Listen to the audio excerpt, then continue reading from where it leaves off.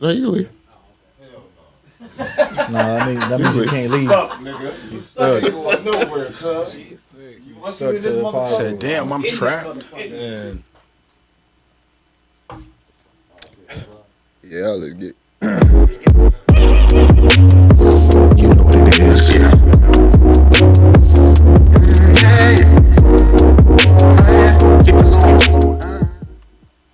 Welcome back to You Know What It Is podcast. It's your boy. You know that. Javari. There we go. Damn, man, I'm getting used to the new buttons, man. Today with me, I got Twilly. There we go. And Crooks. Yes, sir. Crew Sheff, man, they with us. They here in the building, man. We got Brooklyn Bowl coming May 20th. I hope y'all got y'all tickets, man. This shit is gonna be live. This is gonna be an amazing event. This is gonna be the first time my guy Chris gets to perform in Vegas. Gets to blow the fucking house down, man. So what you got coming for the people, man? First of all, how you doing? I'm great, man. How you been? I'm chilling, man. You see, we finally got the move going. We in a new spot. Yeah. It's real nice. I'm digging it, man. I'm real happy. Appreciate y'all having me. You know, y'all always make sure we chilling and we comfortable. Yeah, of course, man. Of course. Every time me and Vari link up, we always talk about food. Or like he'll notice he noticed the food that I say in my raps, then we'll be talking about food. You know what I'm saying? He helped me out on a recipe one time. So. You got some new recipes for me? You want something new? Yeah, I could turn you up on some shit. I've been making pancakes. You know what I'm saying? You know breakfast my shit. Mm-hmm. As they seen in the last episode when I beat this nigga. Yeah, you feel me? You gonna keep bringing that up? It's on the internet. Damn. You know what I'm saying? So you beat him at what? When I first met him, you know, he's a chef and all that shit. I told him I make better eggs than him. You know what I'm saying? So my first episode on You Know What It Is was an egg off. I was experimenting with some shit, man. That's his fault. It was a spicy offering. You feel me? And yeah, you know what I mean. For my Hispanic people, I was working at Juan's Flaming Fajitas at the time, so it was like, all right, let me go ahead and show them something that I just learned. came with a good hood cheese egg that you couldn't lose with. You feel me? And then I made it a little scramble with some mushrooms. Yeah, man. The cheese of the fucking iron, the government cheese of the iron. It's a method. I'm gonna tell niggas the method. I'll never tell the method. It's about when you put the cheese in. So you put a little bit of cheese in as you whipping. Put a little bit of cheese in when it's in the pan. You put a little bit on when they done. That way you get the perfect amount. You know what I mean? It's spread through real good. You know what I'm saying? You know what I'm saying? And it don't burn too much. Don't It's get all too about crusty. how if you like your shit a little runny, whatever. If you like them dry, you know what I'm saying? With the food that you actually be putting in your rhymes, since you mentioned it, do you actually are these foods that you've actually tasted? Yes. Went out in the portobello mushrooms with the goat cheese and Yes. or was that goat cheese or was it goat meat?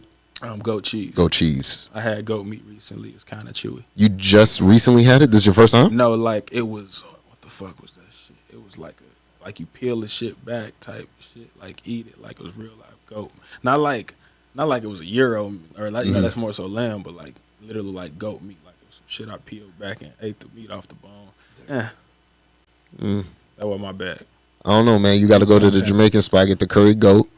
They'll hook you up right, man. That should be tender. I hate to eat shit that come with instructions. So you don't eat crawfish? That's a lot of Peel my instruction shit right there. back, and then I gotta crack the shell and then get the crab. You got to get the head, you know what I'm saying? You know what I'm saying? Balls. You said what? Crab boils are difficult. Bro, No, like, facts. Gotta put the little glove and shit on. Gotta make sure you take the. Oh, give me a knife, man. give me the shit out. Look like I'm doing But surgery. yeah, definitely always some shit that I've ate or experienced, you know what I'm saying? And then I just put it in there. I'm a foodie, you know what I'm saying? I take that and everything. Every time I go somewhere, I want to know where the best food is. Yeah. If I'm going to a new city, I know exactly what I want to try already. And, you know, we experiment with shit in the crib. So, yeah.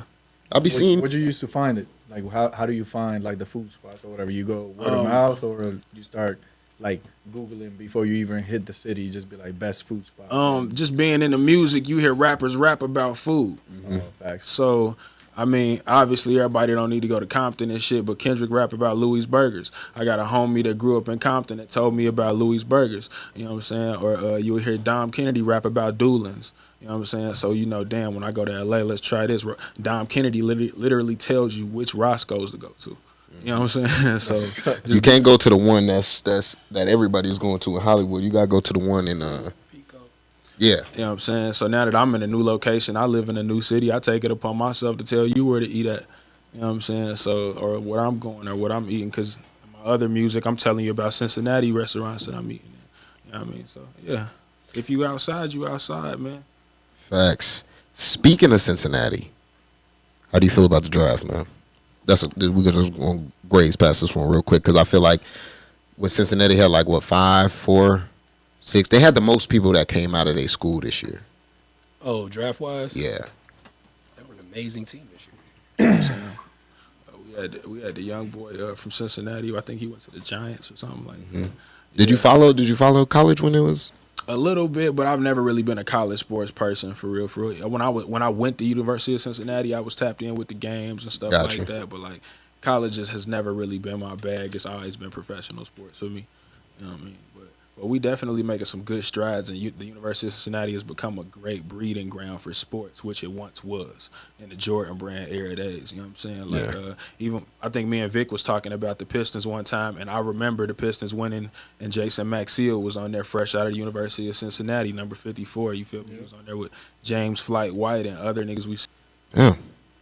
I need to like really tap in with that shit because I feel like being a local now that we have sports and shit like that, people are gonna start asking me and talking about the shit. I don't really tap in like with our college side. You know what I'm saying? Like I feel like UNLV, any Nevada sports talk about it or be about it. Yeah, you know what I'm saying? So I think I want to try to change that shit up a little bit because we do have some people that I've been speaking to that actually work on the campus and stuff like that we can get in touch with. So this sports shit is definitely something that I definitely want to dive into. Have you been still, because I know we talked before, is there still a plan for how you're going to come after Brooklyn Bowl? As far as like music As goes? in, yes, sir. Yeah, we just been recording a lot, Pistons fans, man, type of shit. But we just really been stacking up a lot of music. You know what I'm saying?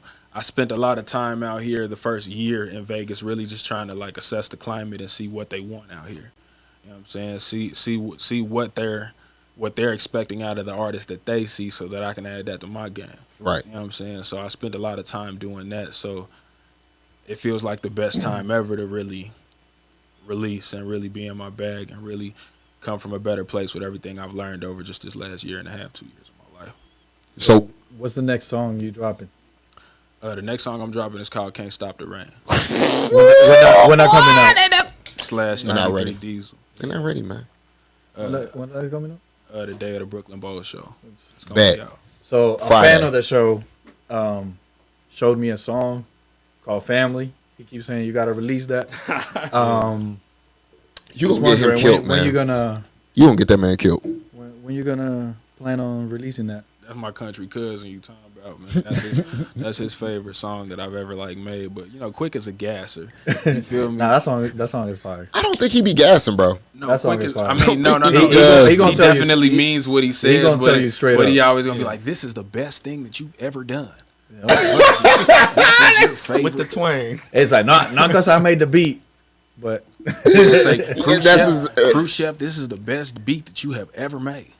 It's one of them. This is my favorite beat from you.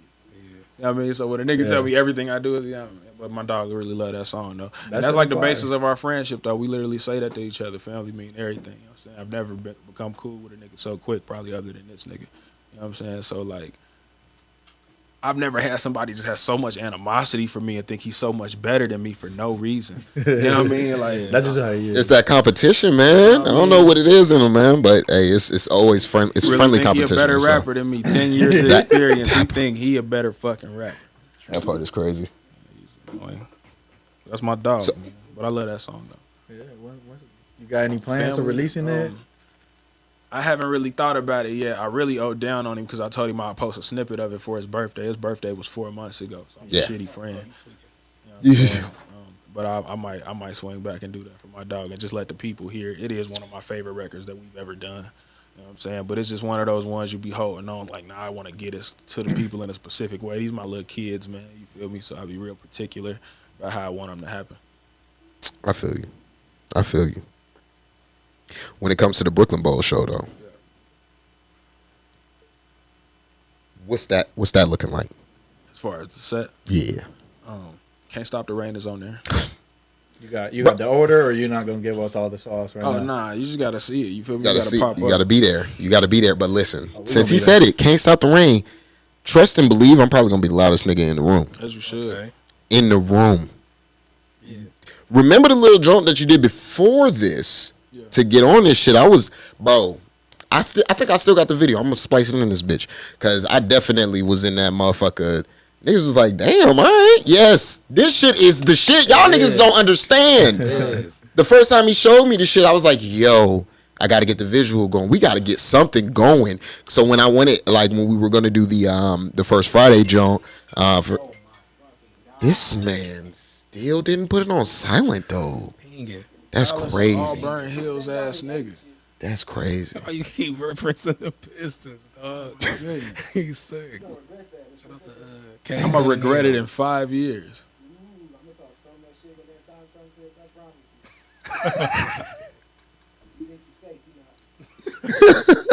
That's crazy. K. Cunningham got to grow a beard to get live. You gotta get you a pair of buds. Talking about another grown man's beard. What? Nigga, you think I You know what I'm should play saying? basketball? I mean, show me a playoff run. You feel me?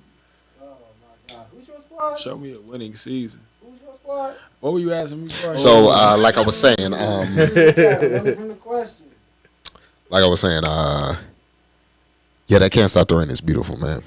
When we were about to do it for the first Friday joint, we put together some things. I still want to utilize that shit that we had did just because I felt like what you were doing with the timing and everything was correct. I mean, the song is still gonna blow like I think it should blow because that motherfucker. If niggas ain't listening to that, if y'all not listening to Chris Crooks at this moment, man, y'all need to tap in. Y'all need to make sure y'all are getting him on all DSPs because the shit blow. And I'm not trying to gas like you be feeling like nigga for real. Yeah. When we sit down and we have these conversations about artists in the city that we listen to, your name is one of the first ones that come up. You know what I mean? And it's not to blow your head up, your ego. Like, yeah, like people that like when they have ask a conversation about you and they'll bring it up. They'll be like, yo, like who is somebody we should, Chris? Make sure you tap into this. You know what I mean? Because it's like this music is real, it's authentic, it's fire as fuck, bro. It's fire. This man right here is crazy. He's sick in the head. He's insane. Man, I just do my best, bruh. When I turn that computer on, it's whatever.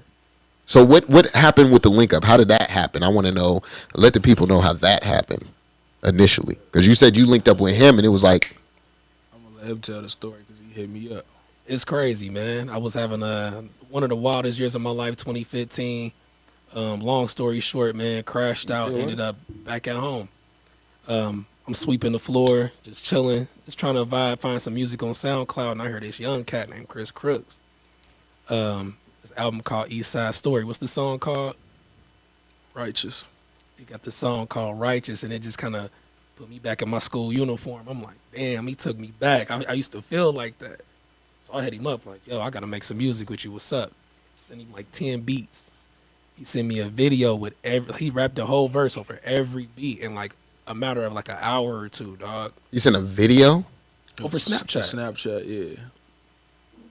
Look at technology, bro. Look at where we at. Yo, I'm going to send you these beats. All right, bet. I'm about to make some songs with them, and I'm going to send you the video. It was like from SoundCloud to Snapchat to real life, dog. We met up a few months after that for the first time in my city in Dayton. Okay. I was First about time to ask. I met this nigga, I was picking him up to go to the studio. How far is Dale from Cincinnati? 45 minutes. That ain't shit. Took him to get a fish play, had a studio session. Whole time I'm thinking he just want to see some beats. He want to see if I'm really making the beats. He think I'm fake as a testing you. producer. He testing you. I don't remember really it happening like that. I think I was just high. This is exactly what happened. I go over to my homie Chill house. I'm cooking up. I'm making a beat. I'm like, you like it? He just like, hey, what you mean? Ain't nobody ever just kind of shrugged me off. But he was like, man, I ain't even gonna lie. This slap. I just wanted to see if he was really making them.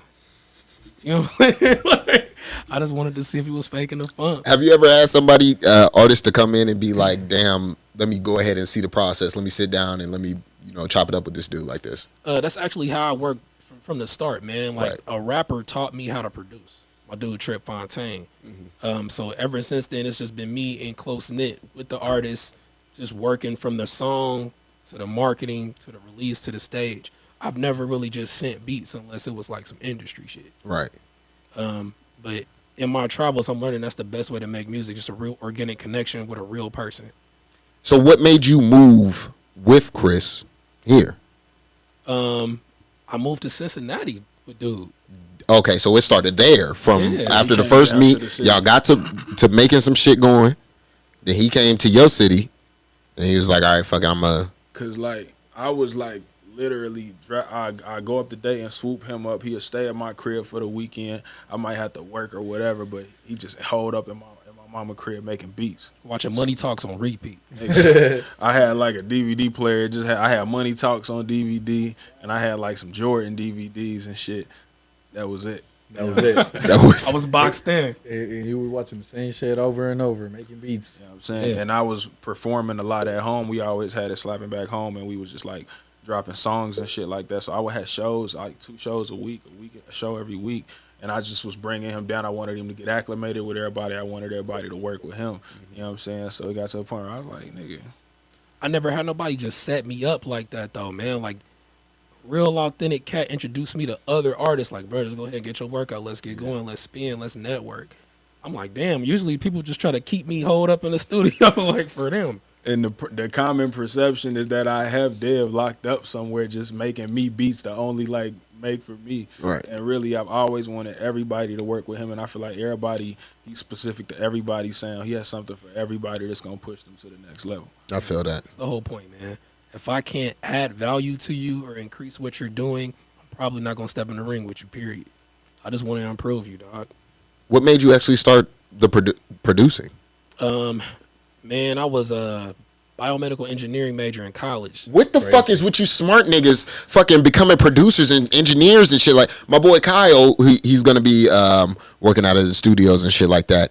He is a quantum physics engineer or some shit like so that. I'm studying inorganic chemistry and all of that. Yeah, Jesus. bro. Yeah. I'm like, I nigga, was actually going to do that in the Air Force. What the fuck is biomedical equipment. Yeah. Yeah, I was actually going to do that in the Air Force, but I didn't want to wait.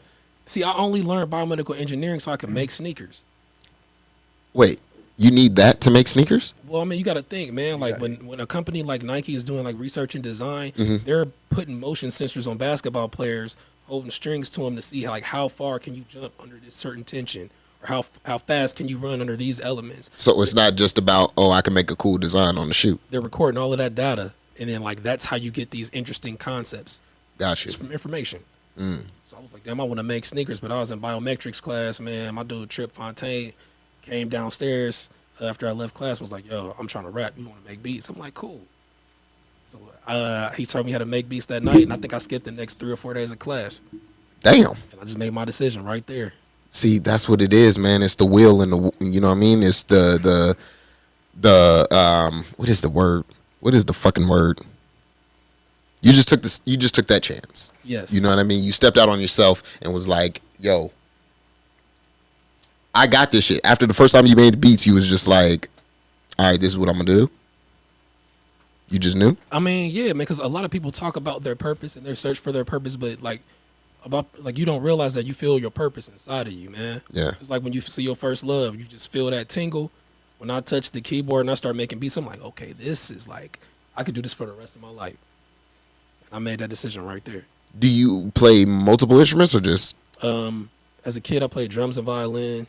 And then like now, I mainly like experiment on the keys, but you give me anything, man, you give me some time, I can learn it. I feel that. Yeah. I feel Niggas that. Master Splinter. It's Bro, like you need one of those, bro. yeah. You need one of those that is multifaceted and all this shit. You know what I'm saying? Like me, my process of how I even create is just like a little different, because a lot of it is me thinking. Mm-hmm. You know what I'm saying? I spend a lot of time thinking, bro. You know what I'm saying? And then I just have streams of consciousness where shit pours out, and I'm able to lay it out the way I should. But like, I've never seen somebody work so hard that it's like questioning me on if I'm working. You know what I'm saying? Because it don't matter what's going on. Yeah, man. We don't work with some of the toughest times, dog. Do you ever lock yourself in the booth and just be like, or not in the booth, but in the studio and just be like, all right, I'm about to push out X amount of tracks. I used to, and that's how I ended up getting good, man.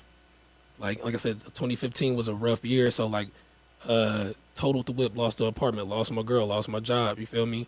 So I had no choice but to be beholden to the studio. I ended up sleeping in the studio for like 9 months. Every day I wake up, I'm making beats for at least 8 to 9 hours a day. Just got to the point where I was that good. So now I can make beats. You know what I'm saying? I can take days, weeks in between making music, and it still be A1. But it took that intense period of time to really focus up. Yeah. About how many beats was that? Like in the 8, 9 hours? 10 to 12. Damn. 10 to 12, bro. Like, So that's like 2 beats an hour almost. yeah. Because, I mean, after a while, you start making them shits real quick. 'Cause Kanye said he was doing 5. 5 beats a day for 5 summers, right? Yeah. 10, Or 3 summers? Yeah, some 3 shit. summers, something. Dog, There we go. I'm glad y'all brought that up. So y'all watched the Genius joke. Hell yeah. So y'all seen how my man's had a videographer with him. My man's quit his job to just follow Kanye.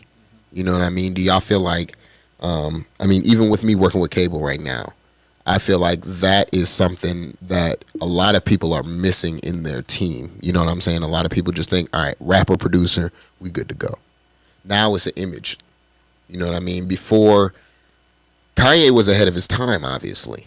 He was like, yo, we got to make sure we get this footage. We got to make sure we're getting the behind the scenes. We got to show what we're actually doing in the studio. Do you guys actually do that now? That's something that's always been a constant, and I think we both got better at it around the time we met and really started pushing the envelope as far as what that looked like. Right. Excuse me. Instagram has always been like a breeding ground for us, like in terms of like testing out markets and seeing what works visually.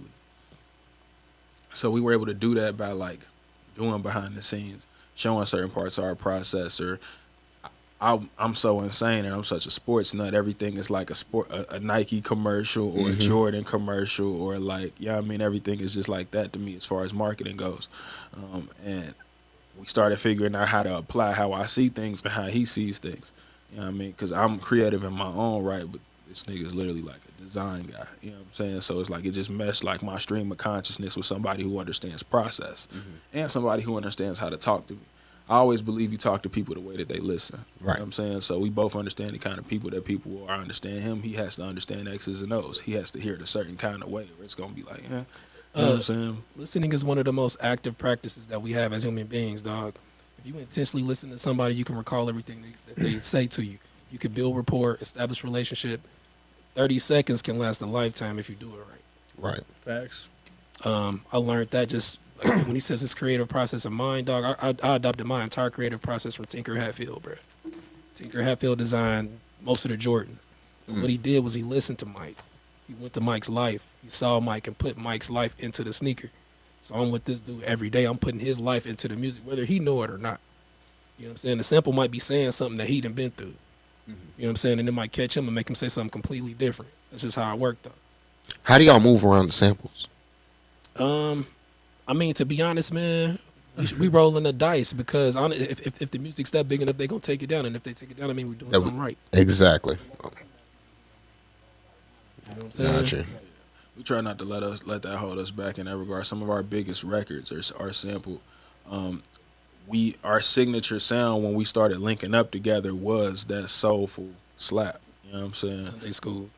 From his instrumental tapes that he was doing. And then I used to tell people I used to say he was Baby Ye, you know what I'm saying? But like it passed him even being Baby Ye and just being something in his own, because I haven't heard anybody flip a gospel sample the way he does, Ye included. Right. You know what I'm saying? So it just kind of got to that certain kind of point where like everything he'd send me would be crazy. And I would have something for it, or it'd take me to a certain kind of place. It's like we literally just like making each other do something different. Right. You know what I mean? When it comes to the marketing aspect, I know you were talking about that a little bit.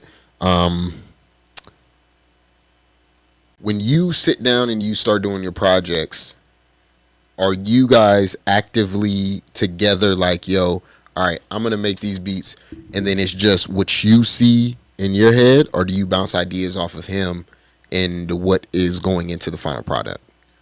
So it depends. We both make so much music that like I'll have music that's really just for specific things. Excuse me. Like Wait, hold on. Do y'all want something to drink? I feel like an asshole. What you got? I have tequila. I have these margarita jumps, and I got a beer. What's up with tequila? Tequila? Yeah. Damn, all right. Straight like that. Yeah. Yeah. You want Dr. Pepper, Coke, Pepsi? I ain't got no light You good? We just gonna drink it straight. shit. All right. Yeah, I'm smooth, bro. Where the cups at? Crazy. I think these niggas took all my cups. That's all good. They took all my cups. We'll roll for now. Yeah. But, Try the boat. We're gonna do that in due time. I gotta say some shit first though. but it's like we make so much music. Like I'll have a set of music that I'm making, and it'll just be for some specific idea that I have. It's just some folder of songs that we have that are all in the same vein, all coming from the same place creatively. And then sometimes like I just notice that like my music kind of reveals itself to me over time. I transition from being like just like a barred up rapper, and just like just having 24, 36 joints to just like really kind of rapping and lifestyle about my day to day and just everything that Yeah, it's my more life like has become. storytelling, right? Yeah, you know what I'm saying, which makes me a better writer in a sense, you know what I'm saying, because I'm able to explain my idea differently. So with me transitioning into that, it's kind of opened up the lane as far as what I want to do and what I want to think musically. I normally have so many ideas, it's hard to start picking. I look at him as an actor. You know, when actors get a big role, they have to go into a method and develop this character in and outside of work. When his music starts to come together, it just so happens that his life is moving at full speed. Yeah. Like based off today, an album is coming soon. That's on God. Y'all don't even know. Just off of today. Bro, off today, he got an album dropping soon. Just because of the way That's what I his like to life fucking work. hear.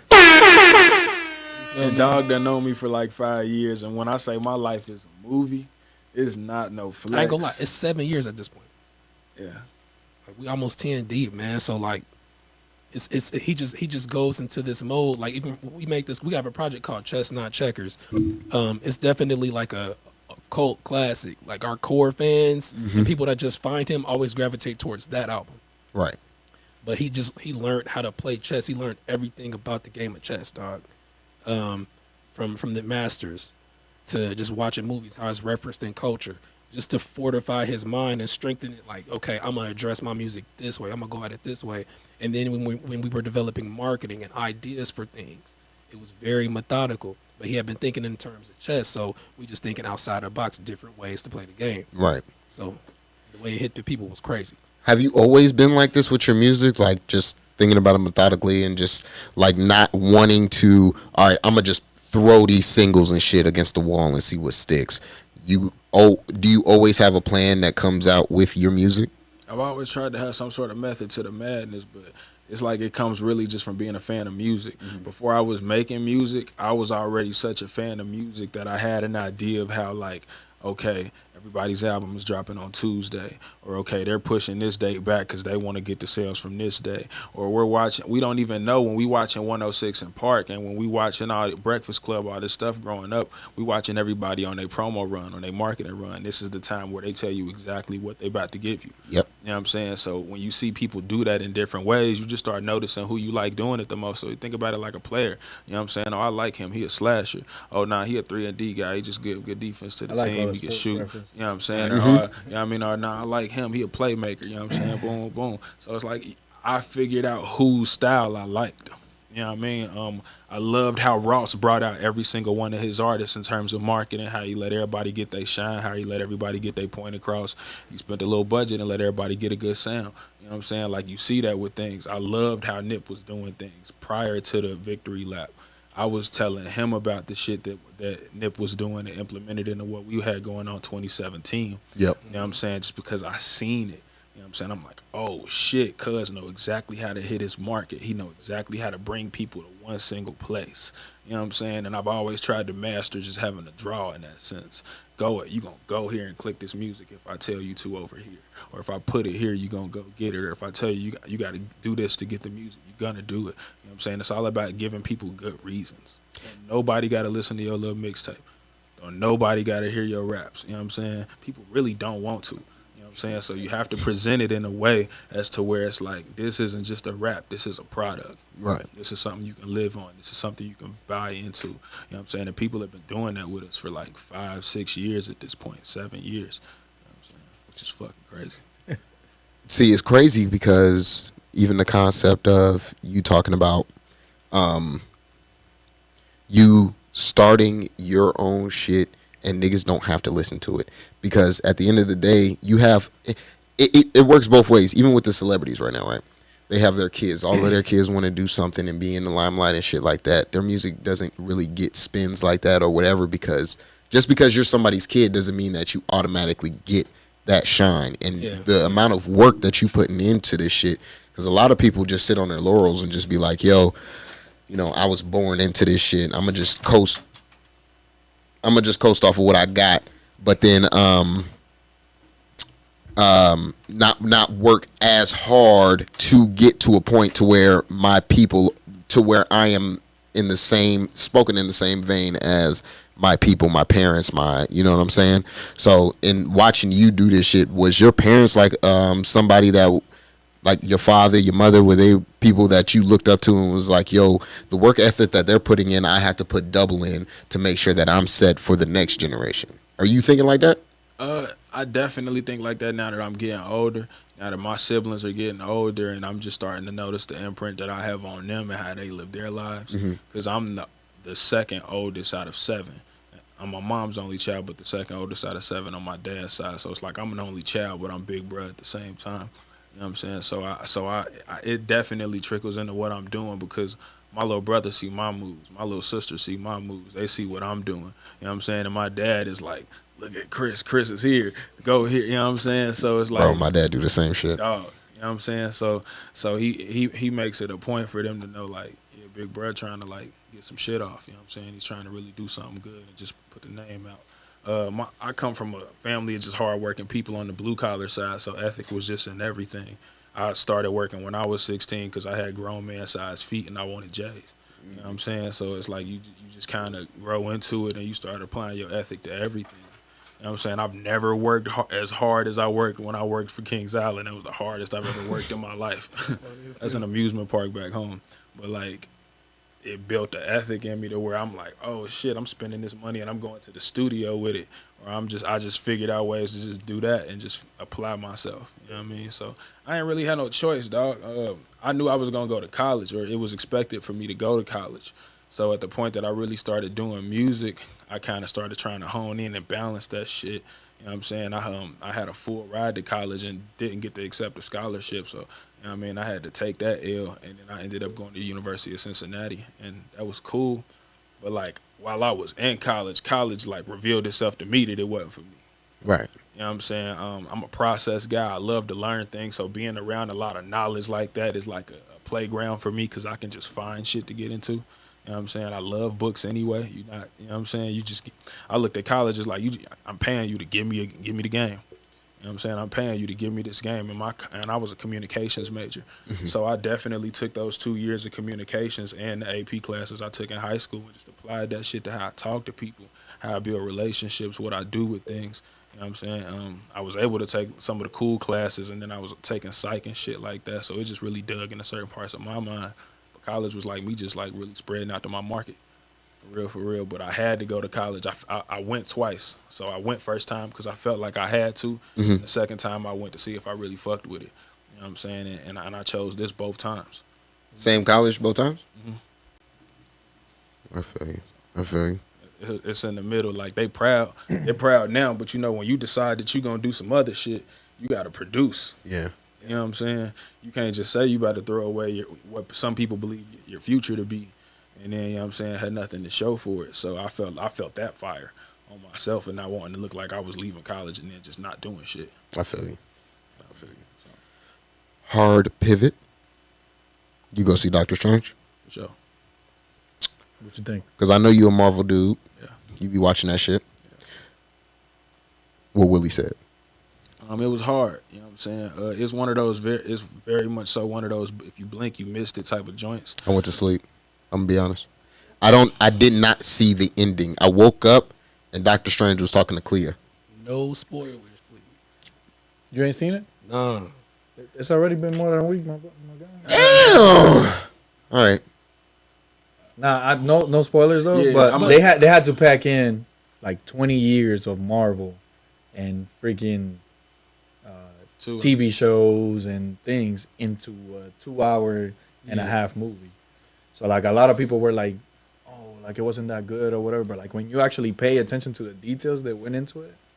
Well, y'all can speak freely because I'm familiar with the story just off the comics. Yeah. Mm-hmm. So I know the movie is just kind of just going to embellish It's a those details, loose, so. yeah, it's a mix of all of that. But I just feel like, I mean, I'm a detail person too. Like I like to see all of the details and make sure I rewatch shit to make sure I didn't miss anything. This one I am going to have to go back and see. But initially, I just felt like it was too much going on. I couldn't really keep up with, because I watch Emergency Awesome on YouTube. This dude, he just breaks everything the fuck down. So, like, before the movie, he'll break down all of the trailers, every single trailer that comes out across the fucking world. He'll break down the Chinese trailer compared to the American trailer, because it'll have like 2 seconds worth of fucking some extra shit in there. And tell you why. Yeah. Wow. So I watch this dude, and that's where I'm feeling like I'm getting a lot of my That's where I feel like I'm getting a lot of my knowledge from. I'm sitting there and I'm watching this dude, and he's telling me, yo, watch out for this, this, this. Okay, now I go to the movie, I see this, this, and this, and then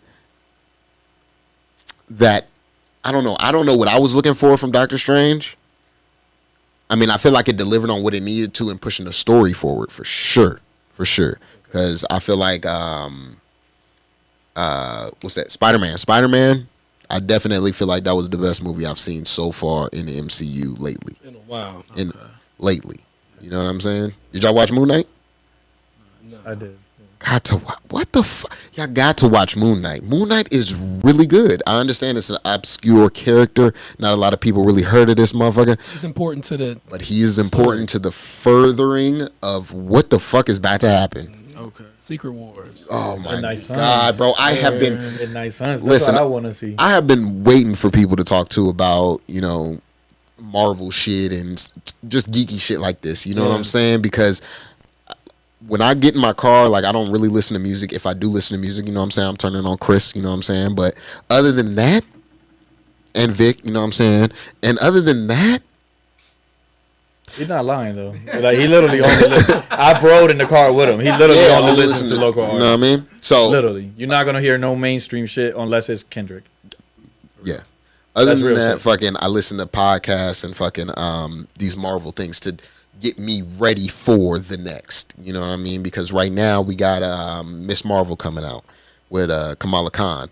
So I'm going back hoping that, because everybody's saying that she might not be an Inhuman. I'm hoping that they do end up making her an Inhuman and they put all of that detail in there, because you got Black Bolt now. Yeah. You know what I mean? You already introduced. So once you introduce these people, go ahead and integrate them with the rest of everybody else that you guys are introducing. You know what I mean? You want to see them do it right. Yeah. And at the same time, like DC, y'all could definitely be doing it right. But y'all, I feel like they're sticking to a script and they haven't left that shit in 20 years. Yeah. Yo, Batman, Joker. Got to get the Joker in there somewhere. Well, in terms of DC, man, they're very story-based. I love it. They're a very story-based brand. And they only have a few, a few main characters, man. A few main super. What? I know they have got an a lot. expansive universe, but like the ones People we that know, like people know. It's like a Batman, hard Superman, Wonder Woman, Flash, kind of the Green Lantern, kind of Cyborg. kind of, you know what I'm saying? I There's understand only what so you're much saying, shit to go off of. You can only make so many variations of the Teen Titans. but Huh. how did Marvel start? You start with an obscure, not an obscure character to most, but to the vast majority of movie watchers. Iron Man wasn't, oh shit, we gotta go see who. That's that nigga. You know what I'm saying? Because before that Iron Man movie came out, Iron Man wasn't that popping in the comics. Like he was cool, but he wasn't popping like that. Robert Downey Jr. as well. That revitalized his career. You know what I'm saying? Y'all can definitely go grab some of these. If they do a Constantine movie right now, I go see that shit. Respect. Like a good DC Constantine to get into the dark shit. Let's go. I'm with that. Horror movie type shit. Because y'all wanted to make Batman. I felt like, because did y'all see Batman? Of course. Yeah. Okay, so I saw Batman. I felt like that shit was leaning towards, yo, this is about to be like some Saw shit. The way that the Riddler was doing shit and maneuvering the city, I was like, yo, if you're going to jump into horror and scaring niggas like this, y'all might as well just go ahead and do the dark shit. It was the first time it was dark and colorful, so you got the experience of like the Dark Knight with like some of the elements of the 90s Batman. Mm-hmm. I just like that they did him like year 2. Because he's like clumsy. He's like not perfect. Busting his ass. Yeah, like he's not doing everything like right away, because all the other movies before, it was almost like that. Like it was always like he was too perfect. He was already Bruce Wayne. He couldn't do anything wrong. Like whether he was in the suit. We knew he was gonna figure it out. Yeah, so I like how this is not like. So is Batman invincible? Because when that nigga smacked his head against that that subway shit, that nigga should have been dead. So, look, I'm the wrong person to ask on this subject because this is my favorite superhero. I literally was in a shouting, fuck out of here. I was literally in a shouting match with Quick on the phone. I'm in public. Batman is your favorite superhero? Yes, he is. What makes him a superhero? Okay. Stop. Wait. Y'all not gonna do that. Y'all not gonna do that. Y'all not gonna do that. No, I'm asking a legitimate Makes question. Tony Stark a superhero. Wait. See, they are super, bro. Because you can't do what Batman does. That's what makes him I can super. throw on Shut the some fuck up. spandex and fucking can whoop some basically ass. walk You can bench 1,000 pounds. You can't bench 1,000. If I have fucking some sort of prosthetics that No, help me. he does, Bruce bang. Wayne benches 1,000 by himself, no suit. Look it up. But all you gotta do is like work and train to be Batman, bruh, and be trouble. But you gotta be both. You gotta be buff. Trouble. That's Nigga. Batman. You gotta be buff and flexible, dog. Nigga. There ain't a lot of niggas who doing that. Either you flexible or you buff. You either or. Not a lot of niggas is gonna act both. like my nigga's not like a trained warrior. Come on, he a ninja. A whole ninja. So we're all talking about things that regular humans can do. Nigga, a regular Yeah, he human could be a does better than superhero. Everybody. You can't do what he Y'all do. seen Meteor Man? If I train, let me train for 5 years. See if I can't be. Can you build what he builds? Are you as smart as him? Are you the world's greatest detective? Come I to could have be the Batman. best Are you the technology. what? If you go to school, If I go to school, Batman graduated from Harvard, all the Ivy League fucking schools. He has a degree from all of them shits. Okay. Listen, I do my shit, bro. I deep And if dive I on this study hard comic enough, bullshit. bought them. If I shits, study man. hard enough, I could be Batman too. Come on now. But you can't, and that's why. How long is that going to take you? Batman, it didn't take very him that long, long. actually, very He's close. only about 40. If we're thinking about like the age that Batman gets to as we've been growing up, he's only gotten to about 40. Maybe if you're thinking about Batman Beyond, 60s or whatever. But he's only gotten to about 40. He graduated from all these Ivy League schools, gotten all these he degrees. bought How them- long will them it take degrees. you to do that? He He paid also for them afford shits. to go there. He can afford to go, but he He paid for 'em. graduated. He He graduated. paid for them. I graduated from school. That means I If could I be had, Batman if I, too. yeah, Off the I was fact about that to he say done saved the city and been a part of shit. Thank you. I wanna see y'all multiple niggas save the fucking times. city. He is a catalyst in a lot of big Save the plays. city, nigga. We done put our hands on motherfucking Clark Kent, made him a regular nigga. Boy, Talk your shit. Multiple boy. Talk your nigga. shit. What? Come Bust on. him down. If I can beat a superhero ass, I'm I'm a superhero. That's what I was telling Rick. Okay, that should be what y'all have led with, because everything else was futile. Get But the y'all fuck. should have led with that shit. That was him going on the whole academic tangent. You know, Bruce He said the nigga's a scum. because we gotta I'm just understand. trying to tell you. Yeah, but Batman don't give a fuck about that shit. Ever. Bruce is a different type of nigga, bro. He is. He's on another level. Now, does he have a battery in his back because his parents are dead? Yes, but does that mean that he's not a fucking superhero? No. He's dedicated his life to doing shit for niggas. He a billionaire. He can go do whatever the fuck he want. He over here trying to figure out how he can bring the city back and how he can help with other shit and what the fuck this nigga Clark Kent how doing many here. times did they destroy the city just to? And see he who rebuilds is? it. He probably rebuilt that Every bitch. Just to see who he is. Every fucking time. No matter. He rebuilt that shit. The whole city of New York destroyed, and they got superpowers. So what's the point there? Come on, man.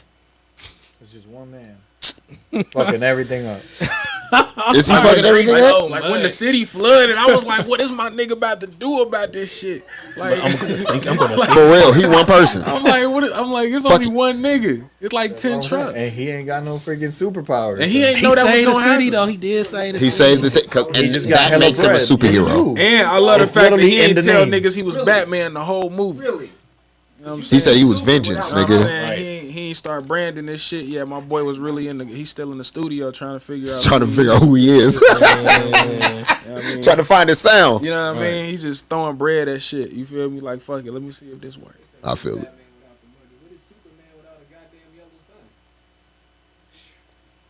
A man. I mean, shit. What are we without the yellow sun? To be honest, so Come on, man. we dead. We dead too. Open up your third eye. Like, come on now. Like Real. Doctor Strange. Oh, God.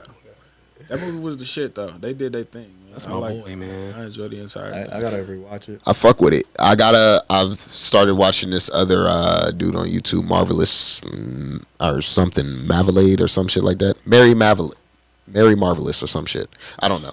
But he breaks down everything. All comics, well, all Marvel comics. He breaks all that shit down. All the backstories, all the origins. So I just been rewatching and shit like that. I went back and I watched the old 90s X-Men. I went back and watched the old Fantastic Four, Silver Surfer. Bro, all of that shit was amazing. Like, I could keep rewatching that. The stories that they were telling were literally for adults. Like, I feel like we, as children, we missed all that shit. Go back and watch that shit. Because they had a whole season of X-Men 97 where Wolverine and Storm were married. Yep. And fucking everybody was hating them, and everybody was racist, and the shit was crazy. A whole season. I'm like, damn, all right. This is what I'm talking about. Dressing real. That's the shit that I like in my cartoons. You know what I'm saying? Because it's like, at the end of the day, motherfuckers look at this shit like, oh, it's for kids, it's for kids. It's like, nah, it's interesting to look at, and then they're giving you a good story. And like, I mean, Stan Lee tells everyone like Magneto and Xavier are Martin and Malcolm. Yep, that's the parallel. Like literally. So he just kind of takes what's going on in the world and puts it in the books. Yep. And that's what makes Marvel stick. Yeah, All these because historical references. I don't think DC did that too much with theirs. I feel like they were just like, all right, let's just make up some niggas. Yep. Yeah, they really They let didn't that really shit want to be get another political word. with They it. didn't want to get, you know what I mean? They didn't want to Yeah. put they. Yeah, because then after that they brought Black Panther, which literally was based upon the party. So Yeah. they were never afraid of bringing political issues into. Marvel just more willing to shake the dice. Yeah. Mm-hmm. You know what I'm saying? Now they got freaking LGBTQ plus. Well, I mean, everybody got all that shit now. The new Superman gay. They about to drop the first trans superhero. Who? Marvel. Where? Yeah, there's a trans and there's a non-binary. They Yeah. got two. I saw that like yesterday. Or the Wait, day. non-binary. Yeah. Who? I don't know what I mean, what they are. They don't even know the said- characters yet? They Or said they're there's making two, these they new, said there's two new superheroes that they're gonna be. Because One is LGBTQ plus. DC has just been revamping the current one. So like Wonder Woman has been lesbian. Fucking Harley Quinn is lesbian currently. She's with Ivy. They're both lesbian. And then Superman, Aquaman, and somebody else are gay. I couldn't be fucking fish. Well, it's the black Aquaman though. That's the part that makes it In the crazy. comic? Yeah. And in Young Justice. You want to watch Young Justice? You should watch Young, Young Justice. Justice is Young good, Justice is bruh. fire. My cousin And they loves put a that polygamous relationship in that shit. Between a dude, a fish dude, and a girl, and the dude is pregnant. It's Nixie. The shit is wild, son. Shit is wild. Okay, I'm gonna watch this shit. It's good. It's really good. And then one of the superheroes, she was like, I don't want to be a girl or a boy. She was like, I'm a them. So she's non-binary. Her name is Halo, which is, you know what I mean? So I feel like DC is trying to embrace everything that's going on currently now. You know what I'm saying? So they're trying to do their little catch up phase as well. I like it, man. I like the comics talk, man. Yeah, me too, man. Even TV shows, because I've been trying to, I know y'all tap in a little bit with the television. Y'all watching Atlanta?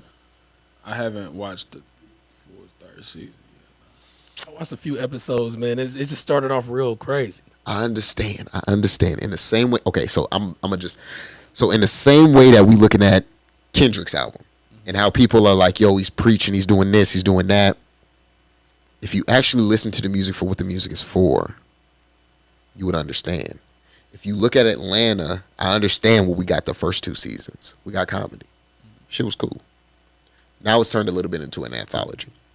And it's just giving us shit that's going on today. Obviously, it's giving us a lot of conversations that a lot of black people have within the home. Reparations. Fucking what's that last one about? How light-skinned people deal with being, white passing.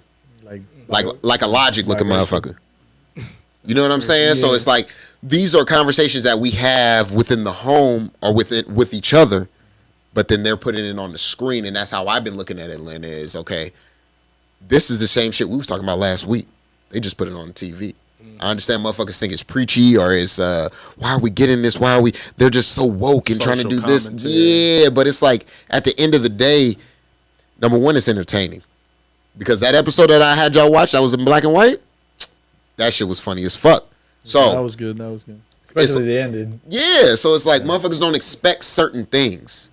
But when Donald Glover or Childish Gambino gives you, shows like Atlanta, you get a show like Lil Dicky and shit like that. Motherfuckers think that, oh man, they're beating us down with knowledge and shit like that. But why are motherfuckers afraid of knowledge? Why are you afraid to, expand your mind a little bit and just, think a little bit? Get away from what everybody's been telling you and just, do your own deep dives for yourself. That's how I felt about, a lot of things in life. I think, to be honest, most people are overwhelmed, man. You got to think we look at life from a microscopic point of view, especially with things like social media. We're checking on people's lives, every second of somebody's life. We're watching every frame of your story when you post it, man. So like when you give somebody information that they have to think about and process, their mind is not ready for that. It's not used to it. They're getting exhausted when you try to present them with some real information. So I liked how Donald Glover makes things uncomfortable. Yes.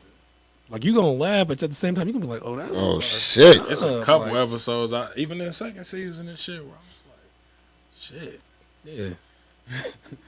Inconvenient truths, man. Yeah.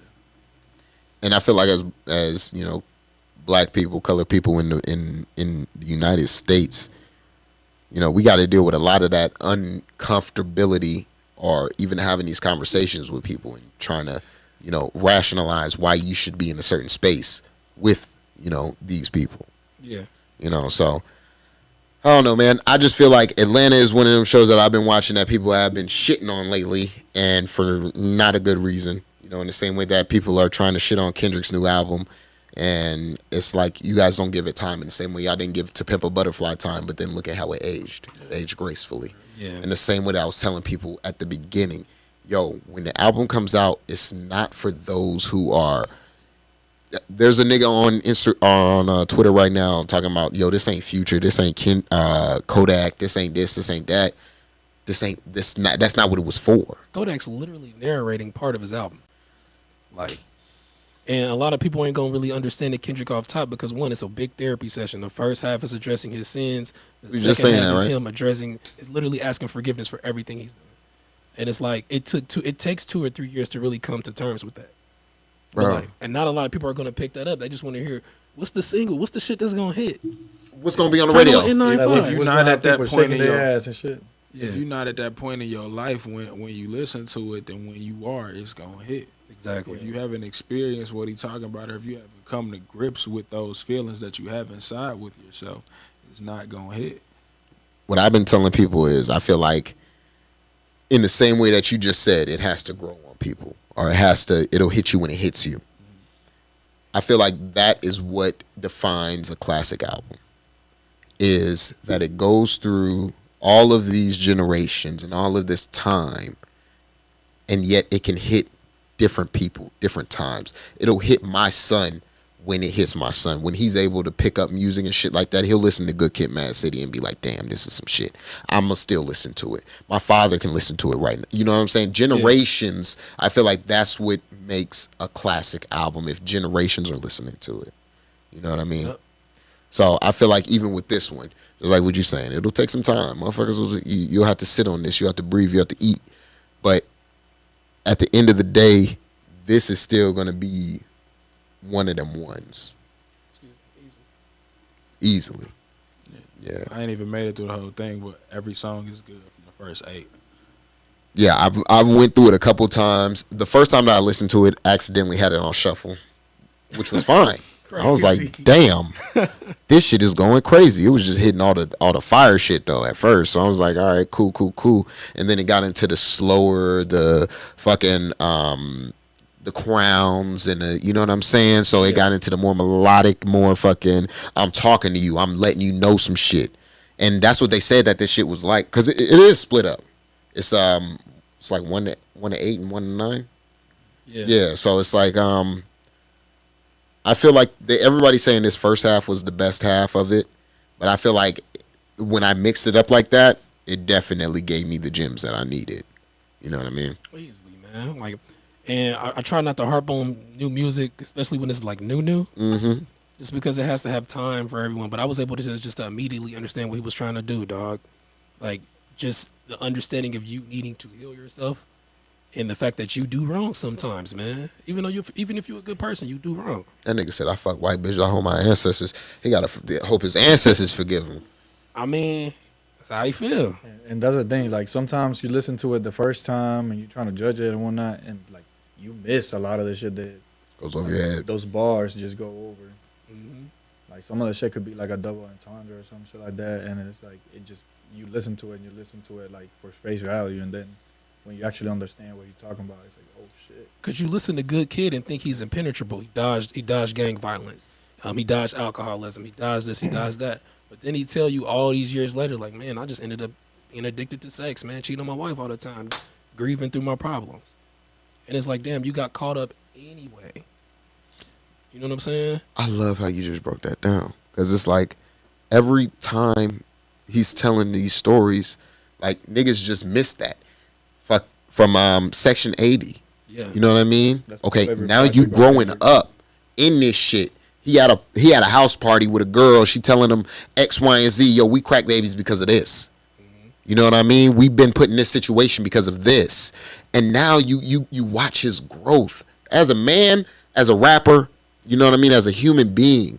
And I think that is what connects me so much with Kendrick, and that's what made him my favorite rapper, you know, from the first time that I heard him. Yeah. I was like, yo, this shit resonates too well with me. And then it just kept growing and it kept growing. And it was like, damn, like this nigga, I mean, he's the best to me. Shit. But that's kind of how I feel about Chris music, man. Chris is a big fan of Kendrick, but what Chris don't realize is when he puts his life into his music, mm-hmm. a lot of people just come up to him like, yo, you just damn near talked about my whole life. Bro. For like 3 minutes straight. Shit happen a lot. Like I'll be talking to somebody about a song and they'll just be like, man, I was going through this at the time when I heard Useless did this for me. Kings Need Queens was perfect because it just brought me back to where I was with my girl. Nigga, that a little slow, a little late. That's how you gotta be. That speaks to my soul. I be looking at these niggas like, this is, bro, like, just listen to the fucking song. Really y'all turn it on. Like, for real. Y'all niggas are showing up with, it's whatever. Listen, I feel like if y'all not listening to Chris, man, y'all missing out. Make sure y'all listen to A Little Slow, A Little Late. That shit right there will get you, that'll be the jump start. That's where I got jump started. I got jump started from there. That project is very special because it's one of our most collaborative. Mm-hmm. It's at a very interesting juncture in his life.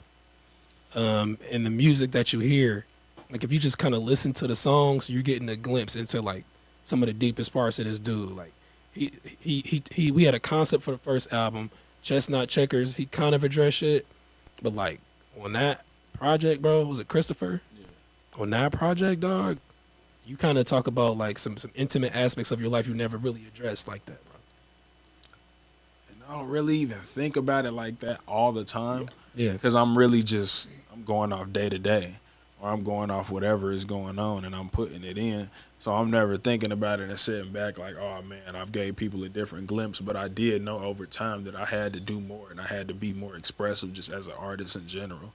Just understanding that that's important. Like, it's great that I know how to put words together really well. Like, it's cool that I got bars, but it's like if I'm not, I can give you a bar that's hard, but if I'm not giving you something to take home with you, That's meaningful. They got weight to it. What's the point? you're going to forget a hot bar. Yeah. You know what I'm saying? You're not going to forget one that applied to you and stuck with you and you was driving home and you like shit.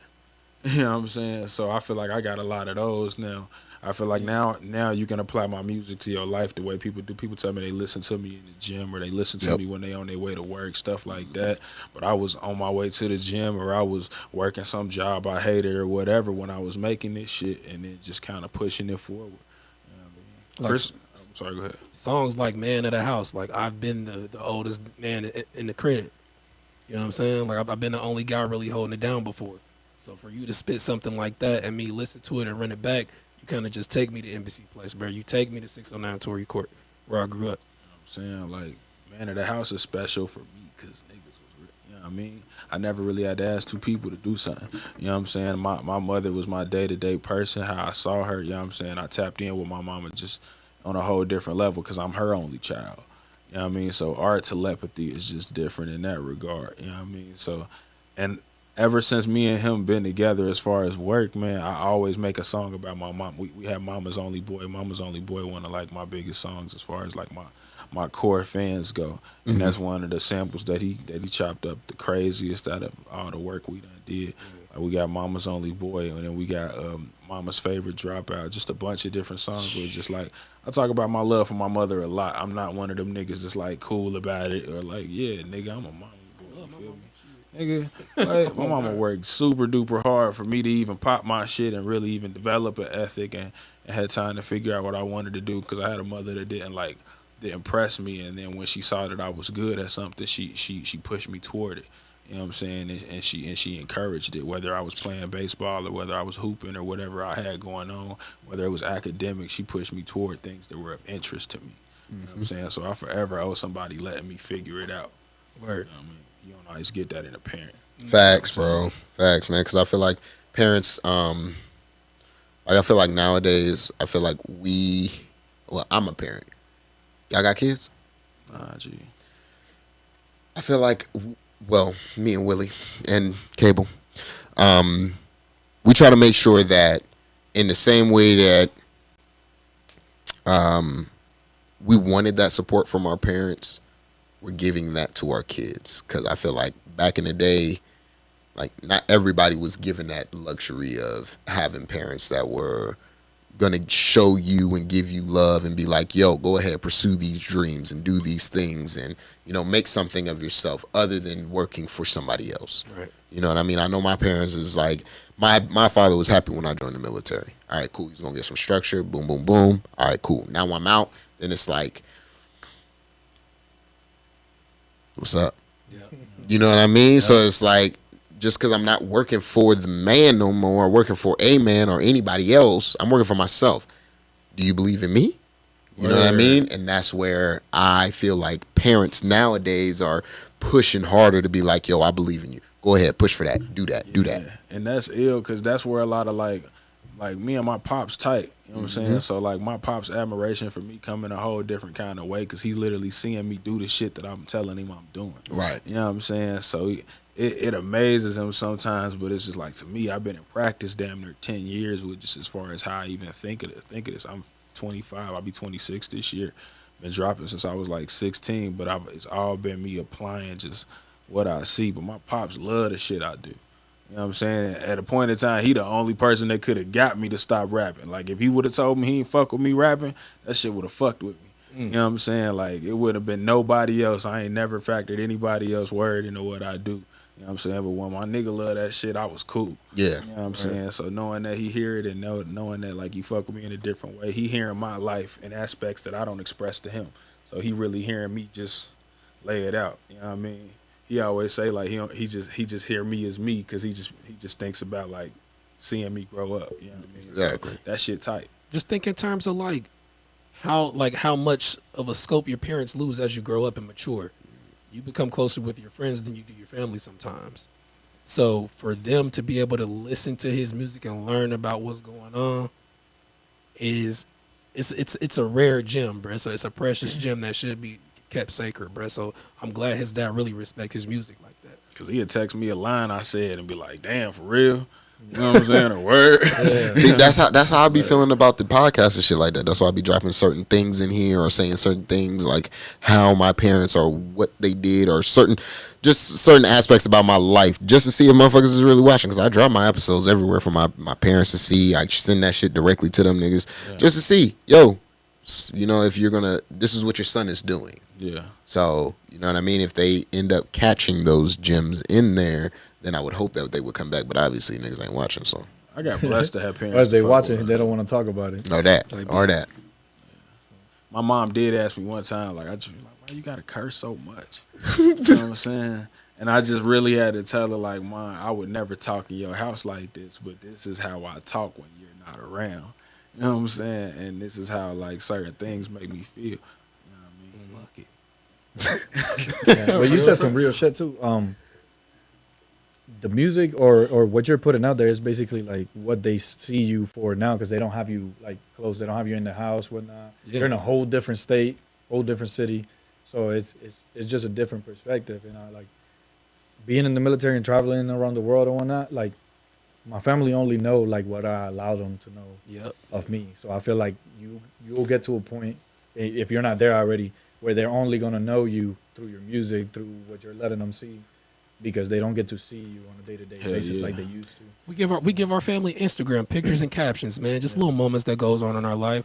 But like when you listen to the music, he said, "Me and Devin tired of living off fluorosis." You know what I'm saying?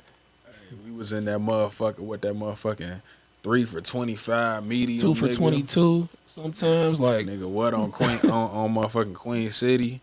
But the pizza got to stretch 3 to 4 days because we just on that type of grind. You know what I'm saying? Putting everything into this music. You know what I mean? Just spinning where it need to be spent at, man, and just like truly going for it. And shaking the dice in some of the biggest ways, and it always pays off, man. I can't think of a time it didn't. Even if we didn't get what we want out of it, we learned something. You know what I mean? So it's all on how you look at things. If you ain't really, I can show niggas the invoices. I done spent money on myself. I done invested in myself. I done really tried to put my best foot forward. And Search and design. Come on. You know what I'm saying? Just like Batman. Superhero right here. First hero, no super. Yes, sir. So, Chris, man, what is coming up next? What can the people expect? You know what I mean? When can they see you again? Please come to my coming out party at Brooklyn Bowl. You feel me? Friday, May 20th. Mike Xavier's Hip Hop and Poetry. I've been out here in Vegas for about 1.5 years, man, and you niggas show me love, man. You know what I'm saying? Y'all done showed me love in this last just hour with telling me how everybody see my shit. Because I'm outside, but I ain't in everybody grill and know really how everybody feeling. And but I feel the love when people tap in with me and hit me up and do shit. You know what I'm saying? Like, so that's always cool. But please come to the coming out party. You feel me? Come fuck with me. That's the best way. Seeing is believing. You feel me? We gonna drop a new song on Friday as well. Can't Stop the Rain. Vari done already heard it. This nigga made one of the sickest beats I've ever heard in my life, and we just doing what we do. You feel me? And we spreading that shit out here as well. Word. So Chris Crooks with an _, Twitter and Instagram. Music on all streaming services as well. You feel me? We here. You know what it is. Sheff, man, let them know. Let them know about you too, man. So that way that motherfuckers can hit you up if they need the 5 beats, man. Man, look, follow me on everything at Crewscheff, CREWSHEFF. I can't stress that S enough, man. And he spelling my nigga name like he a Russian diplomat. Some of my plaques still say Kane. You know what I'm saying? Like, I feel like yay sometimes, bro. But man, I'm trying to work with everybody I can in Las Vegas. Like, I'll make a beat for your little cousin. You know what I'm saying? Like, I'm really just trying to get my name out there, have some motion. There's some guys I already want to work with. Kenyatta, Jerry the Black, Vic. I'm trying to get in the mix with any and everybody I can here, man. So come holler at me. You know what I'm saying? There's a lot of fire niggas out here. I'm ready to work. Me and Nino got something crazy. I already know. I already know. Let's do it, baby. Nino got some gas. You know, me and Quick got hella shit on tuck. Me and Quick literally got an album worth of shit. We keep on pushing shit, man. We gonna have one of his singles going on soon. You feel me? He got the one with Kenyatta and Iris the slapping right now. Yeah. You know what I'm saying? So we gonna add to the mix with that. You know what I'm saying? Family mean everything. Man, Quick been I working. want to work with niggas. I want to tap in out here. It's a lot of cats that you introduced me to. Y'all done introduced me to. Damn near everybody give me hip to is fire. Yeah. You know what I mean? So we outside. Bet it up. Bet it up, man. So May 20th, man, make sure y'all get y'all tickets. Brooklyn Bowl. We will be outside. We're going to be talking to the people. We're going to be talking to the artists. You know what it is. We'll be out there. Crooks will be performing. This shit's going to be fire, man. Yeah, make sure to check us out. Make sure y'all subscribe, like, comment, follow the guy. Make sure y'all get all of his music on all the DSPs. And we are out. You know what it is.